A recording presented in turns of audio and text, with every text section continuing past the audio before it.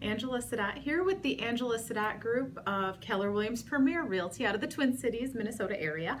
Coming to you today with our buyer bulletin for our easing. And today we're going to talk about the purchase agreement. So I get this question a lot. A lot of times people are like, well, we've gone through the buyer consultation, we've gotten our pre-approval, we're very excited about a certain house, and we're ready to write an offer. But what all goes into that purchase agreement, and what kind of decisions do we have to make as we're filling out the purchase agreement, because sometimes all of this happens very quickly. So I'm just going to highlight a few parts and a few things that we fill out as agents for you, and kind of what decisions most buyers make, and yet there are options in a few different areas. So the first place I'll start, because it's actually at the top of the purchase agreement, and obviously we can look through this paperwork as we're going when we submit a real offer for you, but one of the first things that comes up is earnest money. And so we've probably talked about this in the past, but earnest money is the money that you will actually pay to the listing broker. They're going to hold it in their trust account, so they can't do anything with it. They can only disperse it at the closing upon a successful closing. It will go toward your down payment, toward your closing costs possibly, and so that will be held until that date. Now they will cash that check. People always ask that, are they just going to hold it or are they going to cash it? It's going to go into the account, so that will happen. So usually it's about 1% of the transaction. So we go through that, and I'm just looking over a purchase agreement right here for one of our clients, and we'll go through obviously the address and any personal property that we want as a part of the transaction, such as appliances. Sometimes washer and dryer is a question for some sellers. Are they offering it or not? Garage door openers, window treatments, usually we'll add those items in as well. And of course, the next thing we're going to talk about is the most important, and that is the price. And so we're going to look at price, and we're going to say, okay, well, is this property priced right based on the comparable properties in the area? Is this within range of, where we should be writing an offer? Should we try to write it lower? Should we actually write it higher than the list price because maybe it's on the verge of being underpriced, or we're in multiple offers? That can happen as well. So we'll talk through all of that before actually deciding on the purchase price that you decide to put in that line, and yet those are some of your considerations.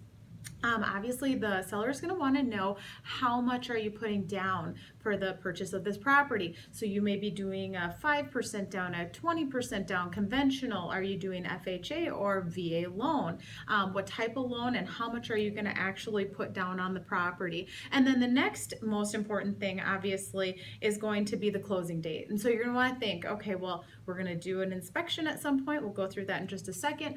So that's going to take us a few days. Usually we don't want to write a closing date any closer than probably 30 days if you're getting a mortgage, because we need to give that loan officer time to actually get that completed and get all of his financing or her financing issues resolved, so that we can make sure to secure that financing of the property at closing.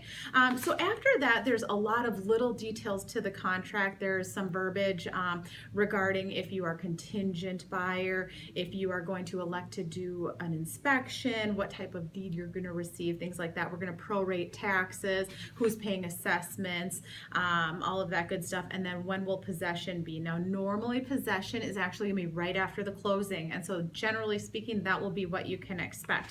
It's going to talk about title and examination. We're going to send your file to a title company, so it'll discuss all of that and what goes on there.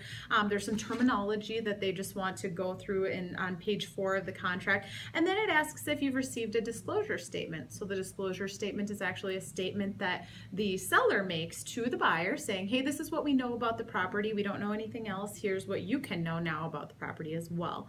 We're going to talk a little bit about if there's any sort of home warranty that we're asking for. A lot of times people will do a 12-month home warranty just to make sure the major mechanicals are covered during that first year of home ownership. It'll talk about different agency relationships and things like that. And that's pretty much it as far as the main purchase agreement goes. Now, in addition to that, obviously we're going to put an inspection contingency in there, making sure that you have a right to inspect the property. If you were to inspect the property and you decided, oh, there's just too much going on here, we can't get it resolved with the seller, we can certainly cancel this contract, and at that point that contingency allows you to get your earnest money back.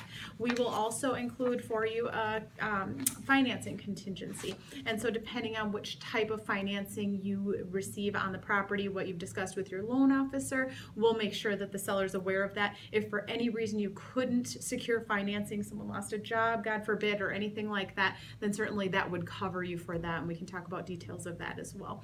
The last thing you'll see is probably an arbitration agreement, and the arbitration agreement just says that you'd prefer to arbitrate rather than go to litigation if there was ever any disputes between you and the seller. And so those are just some of the highlights of what you're going to see in your purchase agreement documents. Obviously, when you get to that point, we're going to go more into detail with how we're going to fill those out for your specific situation and the nuances to your home that you're going to be purchasing. So that's the start of the purchase agreement process. More to come on the buyer process next month.